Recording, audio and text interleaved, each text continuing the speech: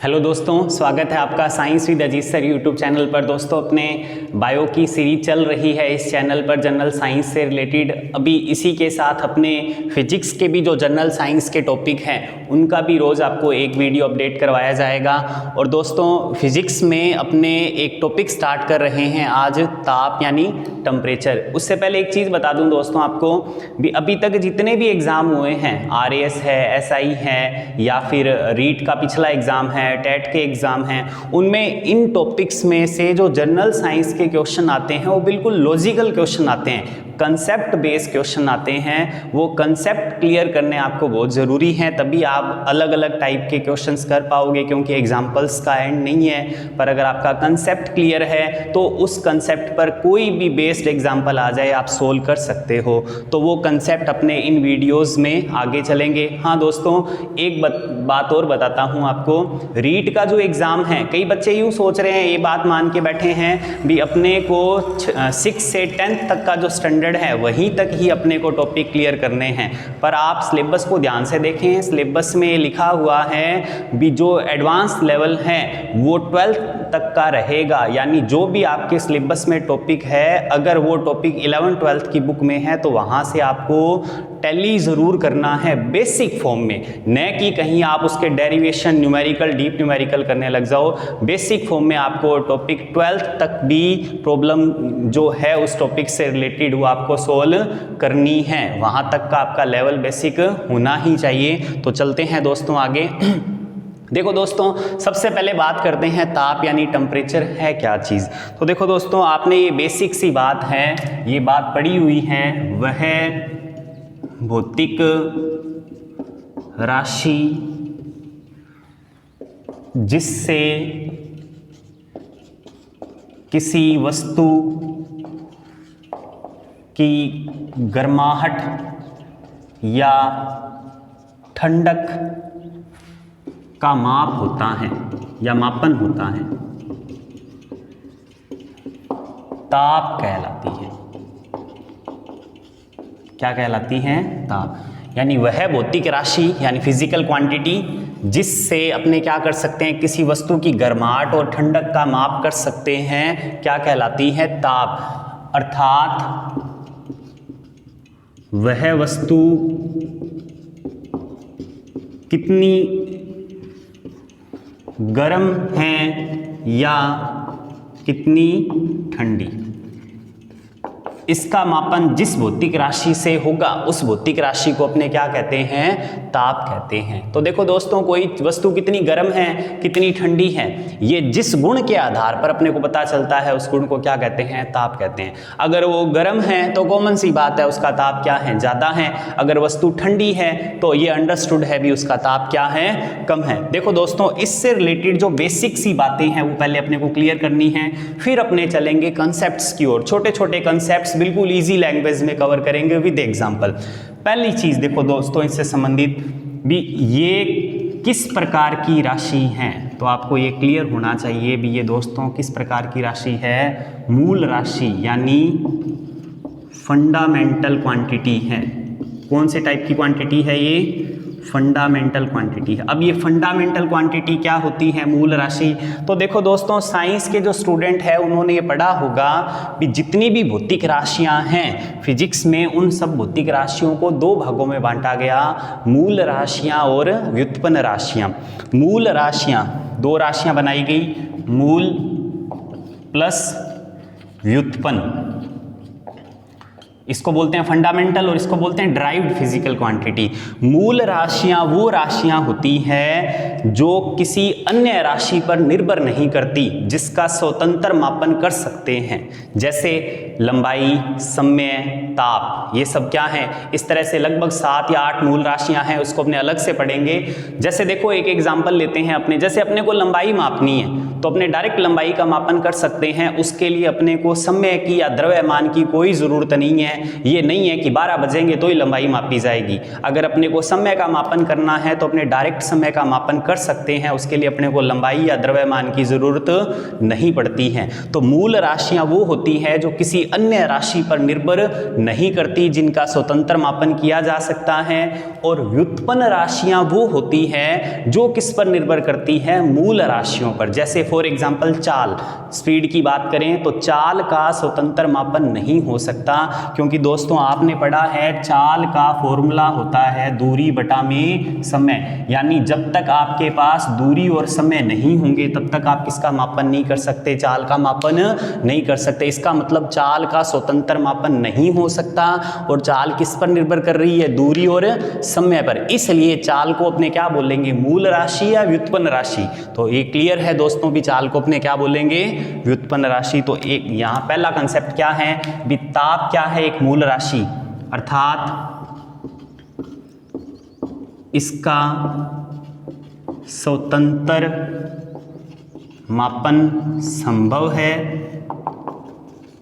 और यह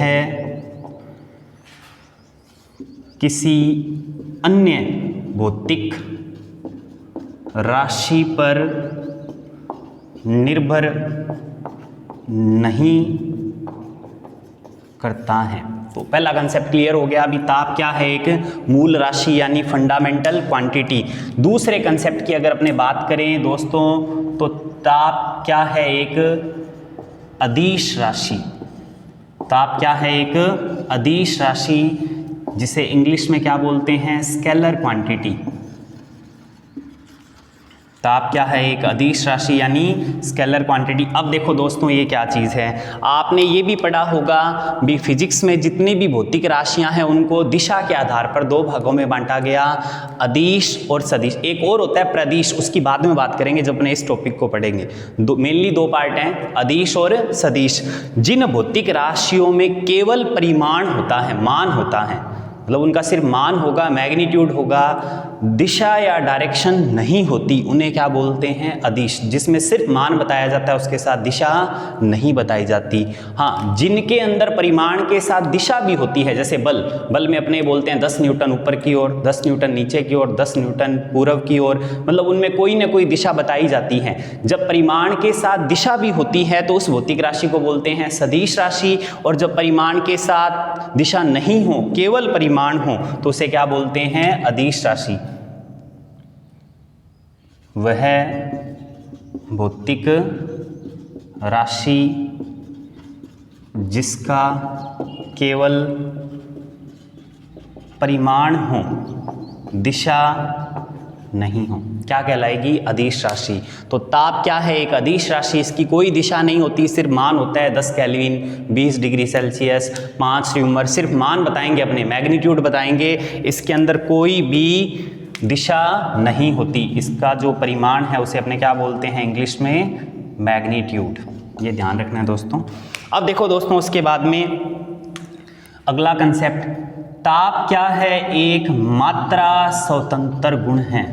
ये ध्यान रखना है दोस्तों। अभी ACF का एग्जाम हुआ, इस कंसेप्ट पर बेस्ड जीके के पेपर में एक क्वेश्चन पूछा गया, ध्यान रखना दोस्तों। ताप क्या है, मात्रा स्वतंत्र गुण, जिसे इंग्लिश में बोलते हैं इंटेंसिव प्रॉपर्टी। क्या बोलते हैं, इंटेंसिव प्रॉपर्टी। अब देखो ये क्या चीज़ है, देखो दोस्तों ऊष्मागतिकी एक चैप्टर आएगा अपने, जब ऊष्मा से रिलेटेड स्टडी करेंगे, वहाँ पर भौतिक राशियों को दो भागों में बांटा गया, एक तो मात्रात्मक गुण और एक मात्रा स्वतंत्र गुण। इंग्लिश में बोलते हैं मात्रा स्वतंत्र को इंटेंसिव और मात्रात्मक गुण को बोलते हैं एक्सटेंसिव। अब देखो ये दोस्तों है क्या चीज़, ऊष्मागतिकी में अपने निकाय की बात करेंगे। ऊष्मागतिकी में किसकी बात होगी, निकाय की।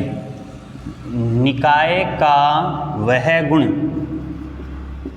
जो पदार्थ के आकार और द्रव्यमान पर निर्भर नहीं करता है, मात्रा स्वतंत्र गुण कहलाता है।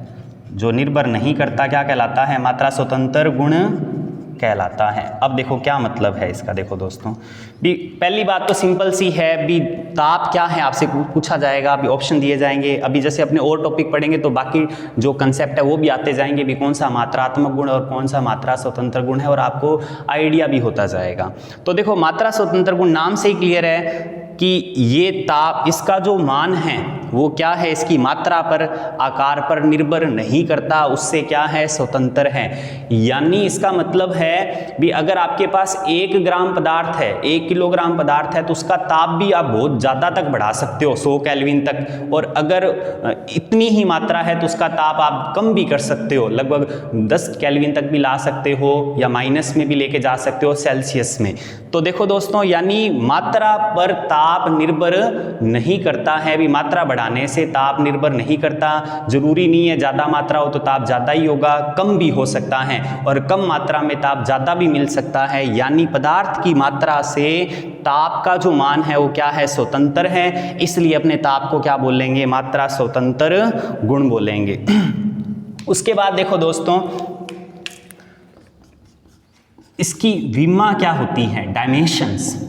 ताप के लिए विमा में यूज करते हैं थीटा, ताप के लिए विमा में यूज क्या करते हैं, थीटा। तो ताप की विमा क्या होती है, θ1। देखो दोस्तों ये साइंस वाले स्टूडेंट्स के लिए ही यूज होता है, बाकी अगर कोई स्टूडेंट ये टॉपिक देख रहा है तो उनको ये चीज़ें ध्यान रखने की ज़रूरत नहीं है, और साइंस वाले ये बात समझ गए होंगे भी विमा क्या चीज़ है, उनको पता है भी जो मूल राशियाँ हैं और जो व्युत्पन्न राशियाँ हैं, मैंने आपको बता दिया मूल राशि किसी पर निर्भर नहीं करती और व्युत्पन्न राशियाँ किस पर निर्भर करती है, मूल राशियों पर। तो इनके अंदर जो भी संबंध होता है उस संबंध को एक सूत्र से लिखा जाता है जिसे बोलते हैं डायमेंशनल फॉर्मूला या विमीय सूत्र MLT, मास लेंथ टाइम, और उसमें चौथा टेम्परेचर भी यूज होता है थीटा के रूप में, और 5वां करंट यूज होता है एम्पियर के रूप में। ये अपने एक अलग से टॉपिक में पढ़ेंगे। आपको सिर्फ यहाँ इतना ही ध्यान रखना है भी ताप की जो विमा है वो क्या है, θ1 है। उसके बाद में देखो दोस्तों इसका SI मात्रक क्या है, ताप का। ताप का जो SI मात्रक है दोस्तों ध्यान रखना है आपको, जो SI सिस्टम दिया गया था अंतर्राष्ट्रीय आपत्ति मात्रकों की, उसमें ताप का SI मात्रक क्या है, केल्विन। ताप का SI मात्रक क्या है, केल्विन है। तो देखो ये छोटे छोटे कंसेप्ट हैं किससे रिलेटेड, ताप से संबंधित। आई होप आपको दोस्तों ये इतनी बातें अभी तक समझ में आ गई होगी। अपने बिल्कुल जीरो लेवल से एडवांस लेवल की ओर चलेंगे। जो भी टॉपिक आपको यहाँ करवाया जाएगा उस टॉपिक से रिलेटेड कोई भी कंसेप्ट पीछे नहीं रहेगा, सारे कंसेप्ट मैं इसमें कवर करने की कोशिश करूँगा। तो आई होप दोस्तों आपको इतना क्लियर हो गया होगा। चलते हैं आगे।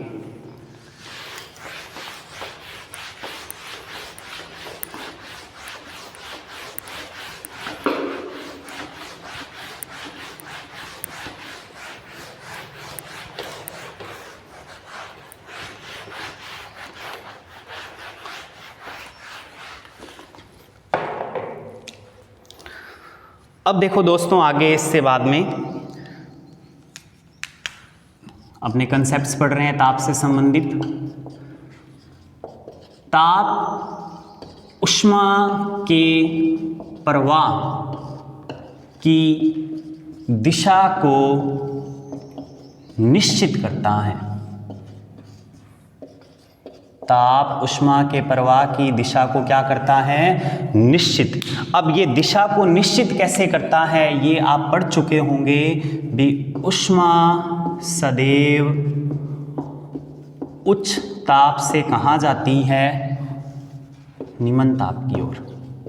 ऊष्मा का प्रवाह सदैव उच्च ताप से निम्न ताप की ओर होता है। तो देखो दिशा निश्चित होगी ना। देखो दोस्तों भी ताप से ही पता चलेगा भी ऊष्मा का प्रवाह कहाँ होगा, उच्च ताप से निम्न ताप की ओर होगा। जैसे देखो दोस्तों आपको दो बॉडी दे देता हूँ मैं, A और B। मैंने इसका टेम्परेचर आपको बता दिया 35 डिग्री सेल्सियस और इसका है 10 डिग्री सेल्सियस।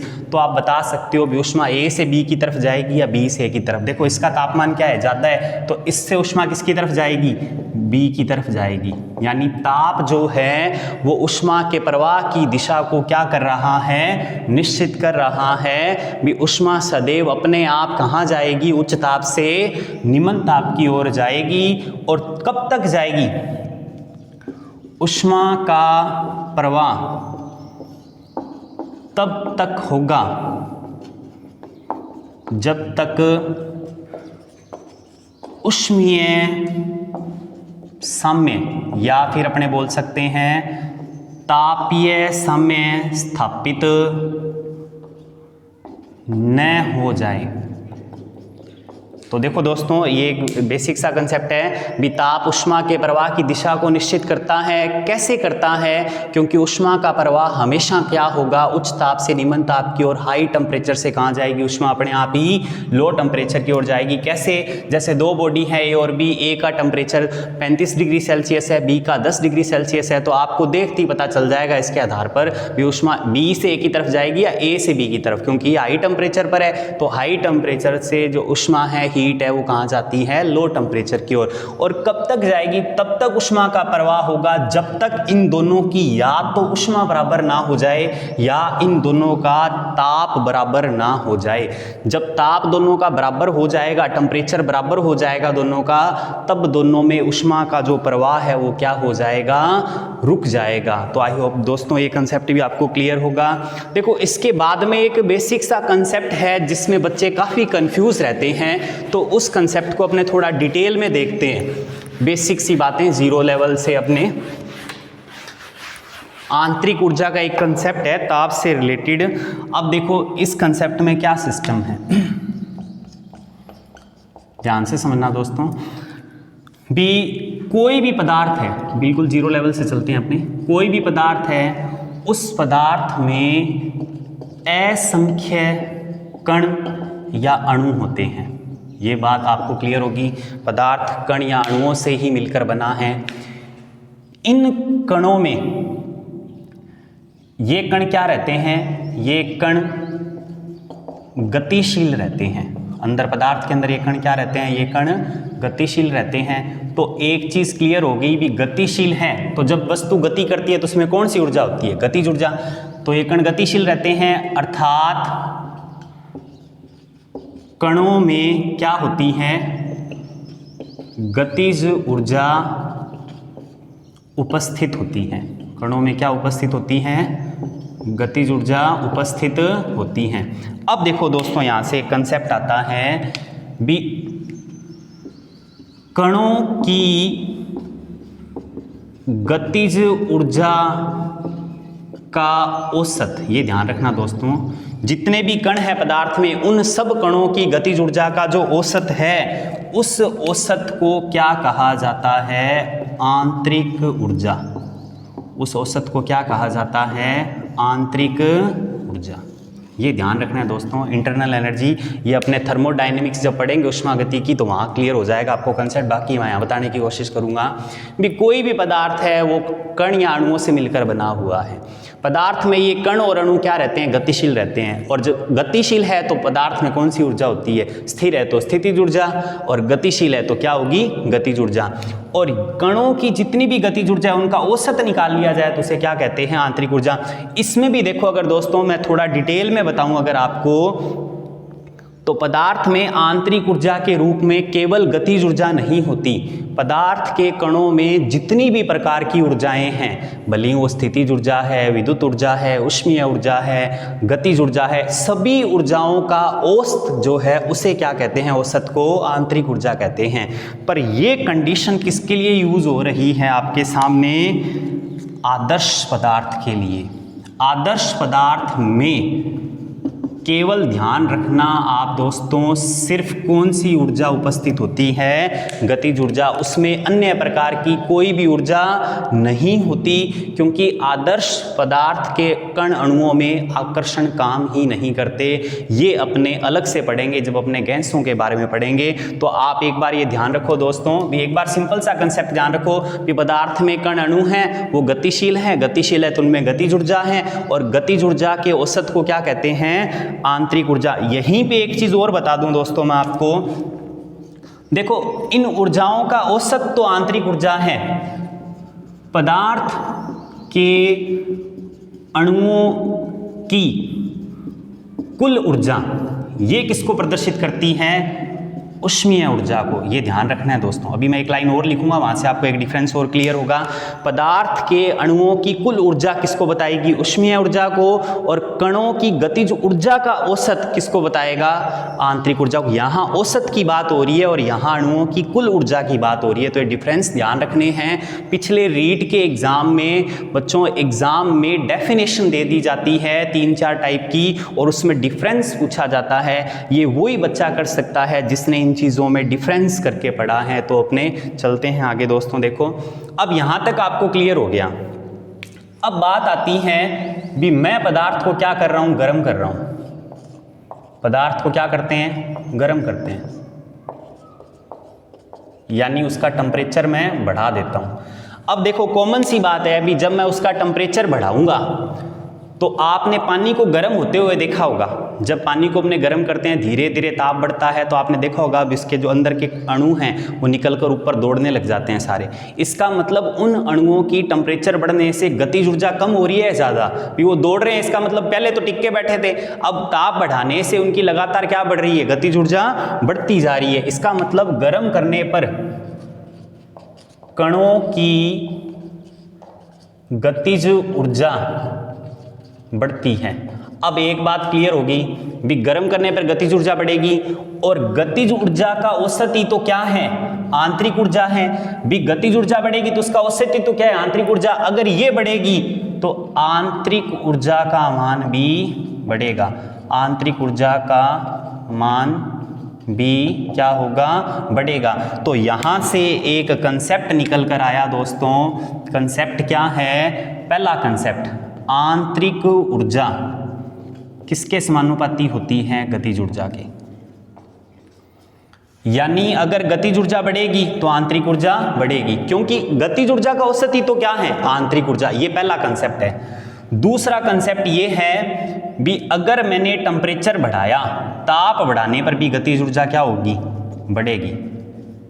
क्योंकि जब मैंने ताप बढ़ाया तो आप पानी वाले एग्जांपल से देख सकते हो भी कण क्या है? लगातार तेज दौड़ने लगे, यानी टेम्परेचर बढ़ाने से भी क्या होता है? गतिज ऊर्जा बढ़ती है। तीसरे नंबर पर क्या है? मैं इन दोनों को मिक्स करके लिख सकता हूं भी ताप बढ़ाने पर क्या बढ़ेगी? गतिज ऊर्जा, पानी वाला एग्जाम्पल। और गतिज ऊर्जा बढ़ने से क्या बढ़ेगी? क्योंकि गतिज ऊर्जा किसका माप? गतिज ऊर्जा से ही क्या निकलता है? आंतरिक ऊर्जा निकलती है। तो ये दोस्तों आपको ध्यान में रखना है। अब देखो दोस्तों भी ताप बढ़ा कैसे, उसका मैं बता देता हूं आपको यहीं पर। भी जब पदार्थ को गर्म करते हैं तो अणुओं में क्या होती है? टक्कर होती है। क्या होती है? टक्कर। सारे अणु आपस में टकराएंगे। और आपने देखा होगा भी जब ऊर्जा वाला या कोई गतिशील पदार्थ आपस में टकराते हैं तो जहां से वो टकराए हैं उनकी जो संपर्क सतह है वो क्या हो जाती है? गर्म। ये है दोस्तों ऊर्जा संरक्षण। क्या है दोस्तों? ये ऊर्जा संरक्षण पर आधारित है। कैसे? क्योंकि ऊर्जा संरक्षण में आपने ये पढ़ा है ऊर्जा को न तो नष्ट किया जा सकता है और न ही उत्पन्न किया जा सकता है, बल्कि एक रूप से दूसरे रूप में परिवर्तित किया जा सकता है। तो देखो दोस्तों, टकराने से पहले उनमें कौन सी ऊर्जा थी? गतिज ऊर्जा। और जैसे ही वो टकराए तो टकराने पर वो गतिज ऊर्जा किस में बदल गई? ऊष्मीय ऊर्जा में। यानी किस में बदल गई? ताप में बदल गई, जिससे उनका ताप बढ़ा और ताप बढ़ने से क्या बढ़ गई? उनकी आंतरिक ऊर्जा भी बढ़ गई। और तीनों आपस में कनेक्टेड हैं। किस प्रकार से कनेक्टेड हैं ये मैंने आपको बता दिया। एक छोटा सा फैक्ट और है। अब यहां से एक चीज और देखो दोस्तों, ये तो है पदार्थ के अणुओं की कुल ऊर्जा। पदार्थ के अणुओं की कुल ऊर्जा किसको बताएगी? ऊष्मीय ऊर्जा को। पर अगर मैं ये लिखता हूं पदार्थ के अणुओं की गतिज ऊर्जा का औसत, तो ये ऊष्मीय ऊर्जा को नहीं बताएगा। ये किसको बताएगा? ताप को बताएगा। क्योंकि देखो पदार्थ के अणुओं की गतिज ऊर्जा का औसत कौन है? आंतरिक ऊर्जा। और आंतरिक ऊर्जा किस पे कनेक्टेड है? डायरेक्ट ताप पर कनेक्टेड है। तो ये दोनों चीजों में डिफरेंस रखना है आपको कि पदार्थ के अणुओं की कुल ऊर्जा तो क्या कहलाती है? ऊष्मीय ऊर्जा को प्रदर्शित करती है। और पदार्थ के अणुओं की गतिज ऊर्जा का औसत किसको प्रदर्शित करता है? ताप को प्रदर्शित करता है। इसी पे ही बेस्ड एक छोटा सा कंसेप्ट है कि बंद कमरे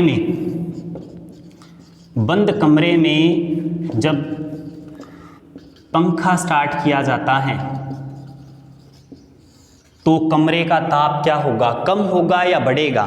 तो देखो दोस्तों इसी पर आधारित है भी, जब बंद कमरे में अपने पंखा चलाएंगे तो वहां जो वायु होगी, वायु के कण क्या होंगे, वायु के कणों की गतिज ऊर्जा क्या हो जाएगी, तेज तेज दौड़ेंगे सारे, गतिज ऊर्जा बढ़ेगी। और गतिज ऊर्जा बढ़ेगी तो आपको पता है गतिज ऊर्जा बढ़ने पर आंतरिक ऊर्जा बढ़ेगी, और आंतरिक ऊर्जा बढ़ेगी तो ताप बढ़ेगा। इसका मतलब जब बंद कमरे में पंखा चलाया जाता है तो वायु के कणों की गति बढ़ जाती है, गति बढ़ने से गतिज ऊर्जा बढ़ी, गतिज ऊर्जा से बढ़ने से क्या होगा, ताप भी क्या हो जाएगा, बढ़ जाएगा। इसका मतलब बंद कमरे में पंखा चलाने से कमरा गर्म होने लग जाता है। तो आई होप दोस्तों आपको इतनी चीज़ें क्लियर हो गई होगी। चलते हैं आगे। देखो इसी आंतरिक ऊर्जा या गतिज ऊर्जा पे एक कंसेप्ट है पदार्थ की अवस्था में, उसको भी अपने साथ में ही देख लेते हैं। तो चलते हैं दोस्तों आगे।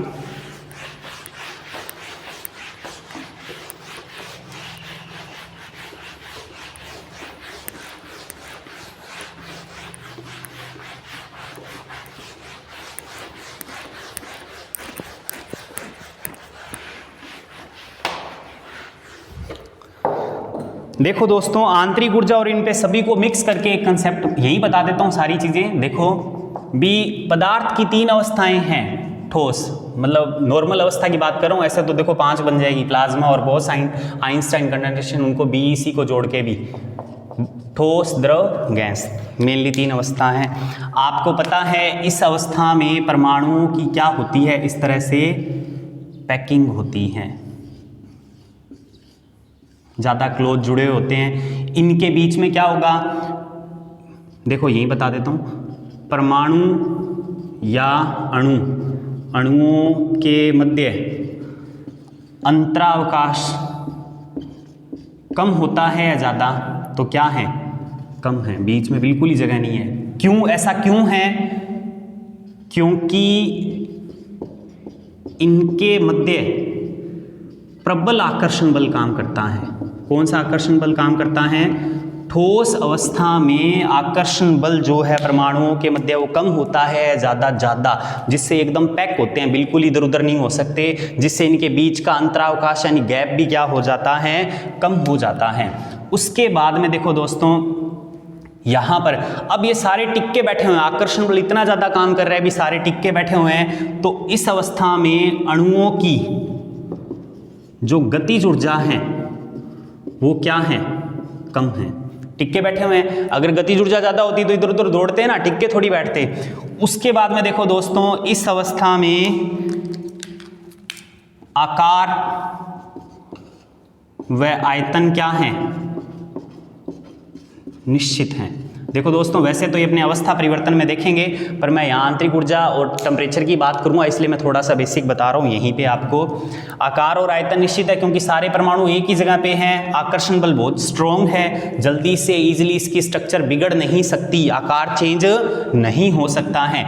उसके बाद में देखो दोस्तों यहाँ पर ताप व आंतरिक ऊर्जा, मेन चीज़ ये है जिसको पढ़ने के लिए अपने इसको स्टार्ट किया है। ताप व आंतरिक ऊर्जा अणुओं की क्या है, देखो दोस्तों ज़्यादा होगी या कम होगी, ये टिक्के बैठे हुए हैं, जब गतिज ऊर्जा कम है तो ताप और आंतरिक ऊर्जा भी क्या है, यहाँ पर कम है। ये चीज़ ध्यान रखनी है दोस्तों। अब देखो थोड़ा सा अपने आगे चलते हैं। मैं इसे करता हूँ गरम, गरम करने का मतलब है मैं इसका ताप बढ़ाऊंगा, ताप बढ़ाने का मतलब है क्या बढ़ेगी, जब ताप बढ़ेगी तो इनके पास ऊर्जा आएगी, गतिज ऊर्जा, टिक्के नहीं बैठेंगे, क्या आएगी इनके पास, गतिज ऊर्जा आएगी, और गतिज ऊर्जा बढ़ेगी तो इनकी आंतरिक ऊर्जा भी क्या होगी, ये मैं आपको लास्ट टॉपिक में देख चुके हैं अपने, आंतरिक ऊर्जा भी क्या होगी, बढ़ेगी। भी अपने इसको गर्म करेंगे तो गर्म करने पर क्या होगा, इसको ताप मिलेगा, ताप बढ़ेगा, ताप बढ़ने से ताप के रूप में इनको कौन सी ऊर्जा मिलेगी, गतिज ऊर्जा, और गतिज ऊर्जा बढ़ेगी तो आंतरिक ऊर्जा, गतिज ऊर्जा का औसत ही तो क्या है, आंतरिक ऊर्जा, ऑटोमेटिकली क्या बढ़ेगी, आंतरिक ऊर्जा। धीरे धीरे टेम्परेचर बढ़ाते जा रहे हैं, धीरे धीरे इनके पास इतनी गतिज ऊर्जा बढ़ती जा रही है, भी अब ये टिक्के नहीं बैठेंगे, धीरे धीरे क्या होंगे, ये अपनी पोजीशन छोड़ने लगेंगे। इस तरह से इनके बीच में क्या आ जाएगा, गैप आ जाएगा। अब देखो दोस्तों ये कौन सी अवस्था में कन्वर्ट हो चुके हैं, कौन सी अवस्था आ गई है, ये द्रव। जब इनके बीच में गैप आ जाता है यानी आकर्षण बल कैसा हो जाएगा, मध्यम प्रकार का आकर्षण बल।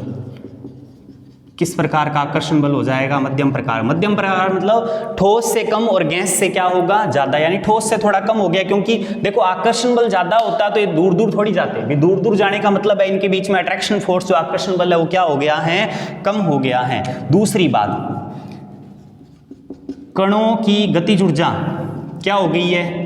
कम या बढ़ गई है? बढ़ चुकी है, यानी ठोस से ज्यादा गतिज ऊर्जा होती है किसके कणों में? द्रव के कणों में। और यहां पर ताप व आंतरिक ऊर्जा भी क्या हो चुके हैं?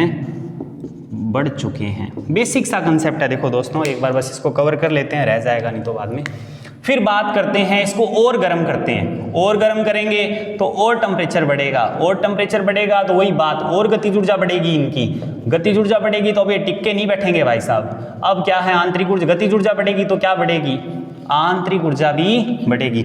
अब गतिज ऊर्जा और बढ़ेगी तो वे टिक के बैठने वाले हैं नहीं, तो ये बिल्कुल ही फ्री हो जाएंगे एक दूसरे के प्रभाव क्षेत्र से, यानी इनके बीच में जो आकर्षण बल है वो क्या हो जाएगा? न्यूनतम हो जाएगा, बिल्कुल ही कम। ठीक है। और गतिज ऊर्जा क्या हो जाएगी? कणों की गतिज ऊर्जा क्या हो जाएगी? इन दोनों से सर्वाधिक यानी अधिकतम हो जाएगी। ताप भी यहां पर क्या हो जाएगा? ताप व आंतरिक ऊर्जा भी क्या हो जाएगी? बढ़ जाएंगे। अब एक चीज और बता देता हूं, देखो दोस्तों, यहां पर आकार आयतन दोनों निश्चित है, यहां पर आकार निश्चित नहीं होगा क्योंकि इनके बीच में गैप है, जगह बार बार वो आगे पीछे होंगे तो आकार क्या होगा? चेंज होगा। बट जो इनका आयतन है वो क्या रहेगा? निश्चित रहेगा। यानी आयतन तो निश्चित, पर आकार क्या है यहां पर? अनिश्चित। वही बात देखो, 1 लीटर पानी लो, उसे एक गिलास में डालो और एक कटोरी में डालो।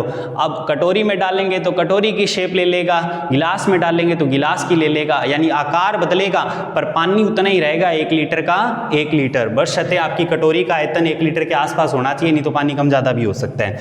अब देखो ध्यान से दोस्तों, यहाँ पर क्या होगा? अब यहाँ ये एक दूसरे के प्रभाव क्षेत्र में ही नहीं है, जुड़ेंगे ही नहीं, कभी पास ही नहीं आएंगे, तो आकार और आयतन दोनों ही क्या होंगे? अनिश्चित हो जाएंगे। दोनों ही क्या हो जाएंगे? अनिश्चित। यानी न तो कोई गैस का आकार होता है, न कोई गैस का आयतन होता है। बस गैस को अपने महसूस कर सकते हैं, भी हवा चल रही है, पत्ते हिल रहे हैं, ऑक्सीजन गैस ले रहे हैं, कार्बन डाइऑक्साइड गैस छोड़ रहे हैं। अब देखो दोस्तों, इसका अपने जो कंसेप्ट बनेगा भी, अगर आपसे पूछा जाए आंतरिक ऊर्जा किस अवस्था में कणों में सबसे ज्यादा होती है, तो आप क्या बताओगे? आपको पता चल गया, गैस में सबसे ज्यादा, फिर द्रव, फिर ठोस। देखो ये आंतरिक ऊर्जा सबसे ज्यादा किसके अंदर आई है? गैस के अंदर। अगर आपसे ताप भी पूछा जाए तो भी यही सीक्वेंस है भी, ताप और गतिज ऊर्जा पूछी जाए तो भी यही कंसेप्ट है भी, किस अवस्था में अणुओं के अंदर गतिज ऊर्जा ज़्यादा होती है, ताप ज़्यादा होता है, आंतरिक ऊर्जा ज़्यादा होती है, तो किस अवस्था में? गैस में। उससे कम किस में? द्रव में। उससे कम किस में? ठोस में। तो आई होप ये आपको कंसेप्ट क्लियर हो गया होगा दोस्तों। चलते हैं अपने अगले टॉपिक की ओर।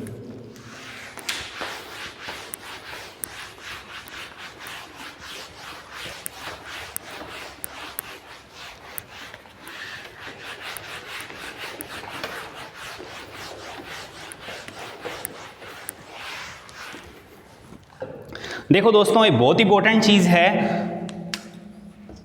ऊष्मागतिकी का शून्यांकी नियम, जीरोथ लॉ ऑफ थर्मोडायनामिक्स। ऊष्मागतिकी का शून्यांकी नियम। देखो दोस्तों, ऊष्मागतिकी में पढ़ेंगे वैसे अलग से, तो वैसे तो ऊष्मागतिकी के मेन कितने नियम है? 3, फर्स्ट, सेकंड, थर्ड, पर इसको जीरो को भी काउंट करें तो टोटल 4 नियम बन जाते हैं। ये नियम ताप से कनेक्टेड है। कैसे? देखो दोस्तों, ये नियम कहता क्या है वो पहले अपने पढ़ते हैं। यदि 2 निकाय, निकाय मतलब बॉडी, जिसका अपने अध्ययन करेंगे, वो गैस भी हो सकती है, कोई भी पदार्थ जिसका अपने अध्ययन करते हैं, जिसको अपने स्टडी के लिए चुनते हैं, वो अपने लिए क्या होता है? निकाय यानी सिस्टम। यदि 2 निकाय अलग अलग किसी तीसरे निकाय के साथ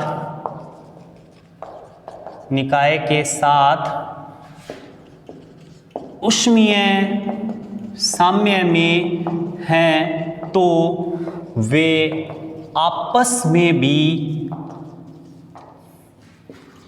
ऊष्मीय साम्य में होंगे। देखो ये इस नियम का कथन है।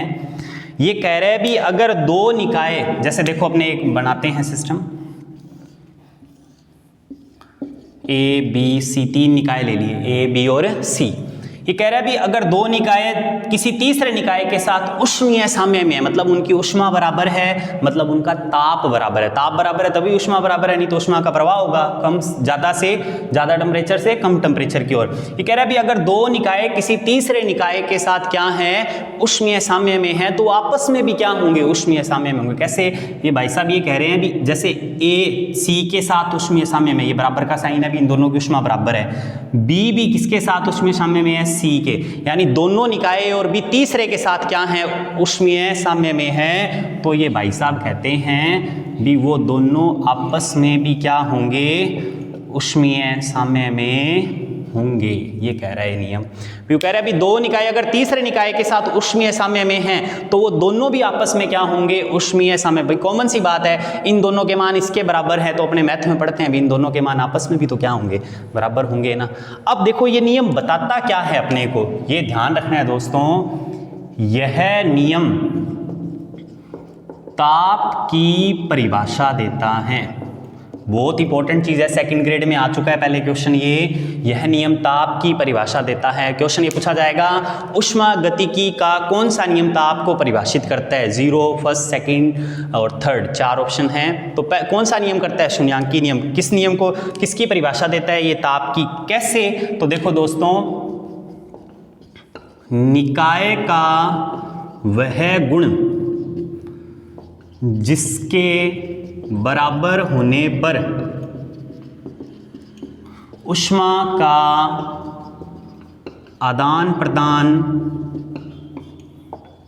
नहीं होता है, ताप कहलाता है।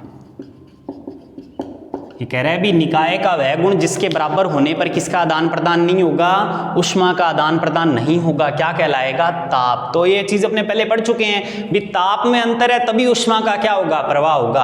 अगर दो वस्तुओं का ताप ही बराबर हो जाए तो उनमें ऊष्मा का प्रवाह नहीं होगा। तो निकाय का वह गुण जिसके बराबर होने पर ऊष्मा का आदान प्रदान नहीं होता, क्या कहलाता है, ताप कहलाता है। जैसे इसी में देख लेते हैं, यदि इफ ए का टेम्परेचर ले लेता हूं मैं TA और B का ले लेते हैं अपने TB।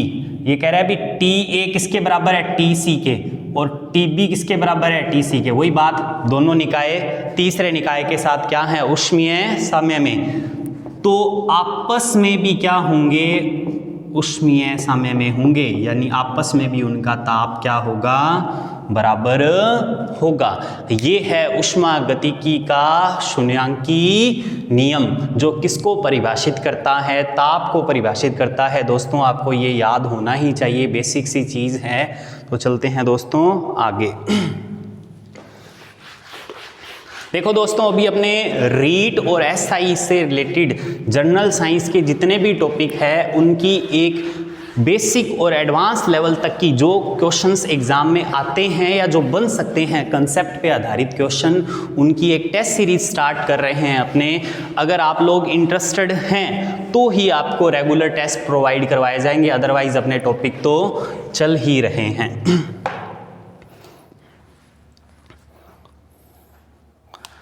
देखो दोस्तों, उसके बाद में बात करते हैं अपने, अब बात आती है, अभी तो अपने पढ़ा ताप से रिलेटेड बेसिक सी बातें, बेसिक कंसेप्ट। अब अपने पढ़ते हैं ताप का मापन। ताप का मापन यानी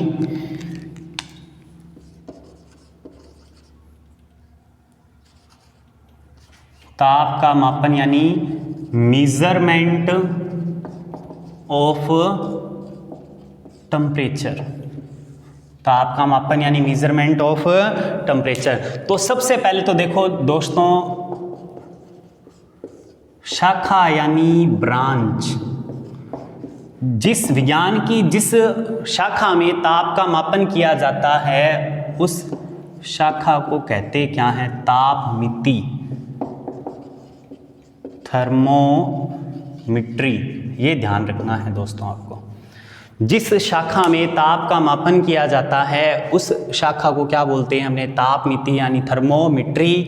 फिर जिस उपकरण का यूज किया जाता है उस उपकरण को क्या बोलते हैं? तापमापी या फिर थर्मोमीटर या थर्मामीटर भी बोल देते हैं। तो अपने ताप का मापन करेंगे। अब देखो, वैसे तो देखो ताप का मापन करने के लिए एसआई मात्रक जो दिया गया वो तो आपको पता ही है दोस्तों, कौन सा है? केल्विन। और आपको ये भी पता होगा दोस्तों, ये सबसे एब्सोल्यूट स्केल हैं, सबसे बेस्ट यही है पैमाना। कौन सा? केल्विन। सबसे बेस्ट या एब्सोल्यूट पूछा जाए तो कौन है? केल्विन है। इसके अलावा भी कुछ व्यवहारिक मात्रक हैं जिनको अपने को पढ़ना है।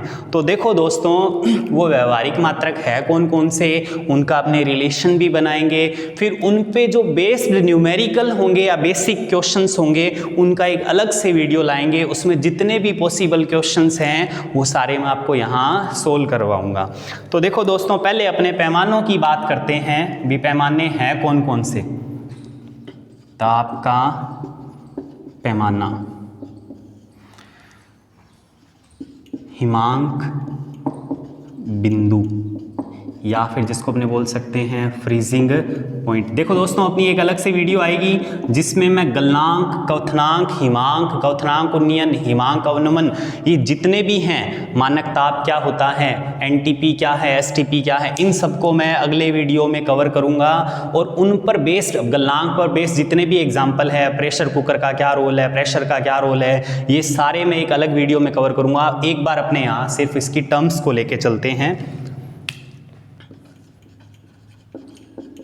क्वथनांक या फिर भाप बिंदु, जिसको अपने क्या बोलते हैं? बॉइलिंग पॉइंट कहते हैं। फिर है अंतर। अब देखो दोस्तों, सबसे पहले बात करते हैं अपने कौन से पैमाने की? सेल्सियस, या जिसको सेंटीग्रेड पैमाना भी बोल देते हैं। सेल्सियस या सेंटीग्रेड। अब देखो, जो इनका नाम है वो ही इनका खोज करता है। सन वगैरह याद रखने की जरूरत नहीं है, एग्जाम में नहीं पूछे जाते हैं साइंस के अंदर भी। जो ताप का पैमाना है वही उसका, इसकी खोज किसने की? सेल्सियस ने। फ़ारेनहाइट की खोज किसने की? फ़ारेनहाइट ने।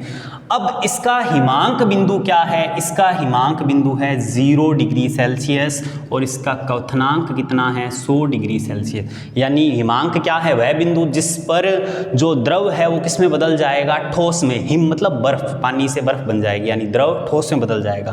क्वथनांक यानी भाप बिंदु, वह ताप जिस पर द्रव किस में बदल जाए? भाप में, गैस में, वाष्प में बदल जाए, उस ताप को क्वथनांक यानी भाप बिंदु बोलते हैं। तो सेल्सियस पैमाने पर किसी द्रव का या पदार्थ का हिमांक कितना है? 0 डिग्री सेल्सियस, और क्वथनांक कितना है? 100 डिग्री सेल्सियस। और इन दोनों में अंतर कितना है? 100 भाग इनका अंतर है।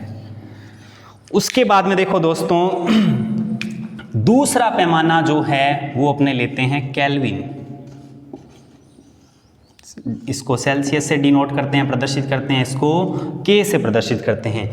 केल्विन में जो हिमांक बिंदु है वो कितना है? 273.15। ये एक बार 0.15 लेके चलते हैं, आगे जो अपनी कैलकुलेशन होगी उसमें अपने इसको इग्नोर कर देंगे। पर जहां बात कंसेप्ट की और परिभाषा की हो वहां इसे अपने नेग्लेक्ट नहीं कर सकते हैं।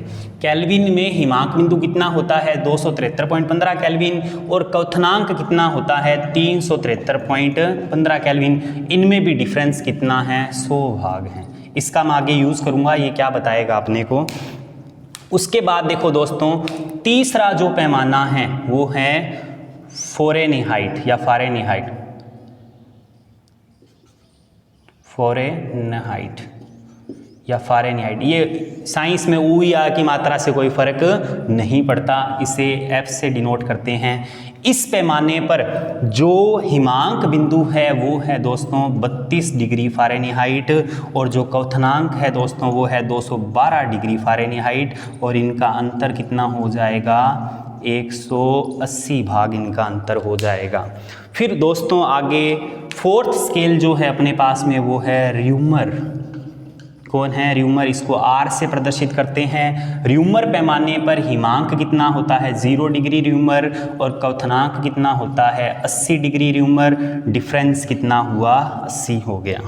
उसके बाद में देखो दोस्तों जो लास्ट पैमाना है जिसको रेयर यूज़ किया जाता है बुक्स के अंदर भी, वो है रैंकाइन।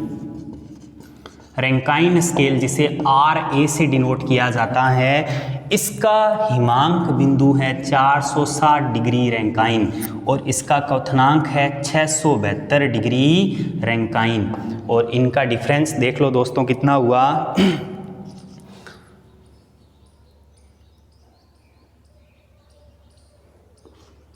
लगभग 212 हो गया। आप देख लेना इतना ही आएगा लगभग। ये 80 भाग, ये 212 भाग, इनका क्या हुआ? डिफरेंस हो गया। अब ये अपने को क्या बताएगा, इसको अपने आगे पढ़ेंगे, इस पे क्वेश्चंस आएंगे, कुछ बेसिक न्यूमेरिकल सोल्व करेंगे।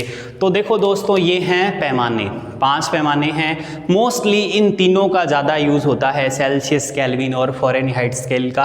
अब ये आपस में कनेक्टेड कैसे हैं, इनमें क्या रिलेशन है और वो रिलेशन बना कैसे है, उसको अपने यहाँ ऊपर देखते हैं। तो देखो दोस्तों कोई भी पैमाना है ताप का, उस पैमाने का पाठ्यांक मतलब उसकी रीडिंग या प्रतीक, रीडिंग बोल सकता हूं या प्रतीक बोल सकता हूं, माइनस उसी पैमाने पर जल का हिमांक यानी फ्रीजिंग पॉइंट डिवाइड बाय उसी पैमाने पर जल का क्वथनांक यानी बॉइलिंग पॉइंट माइनस उसी पैमाने पर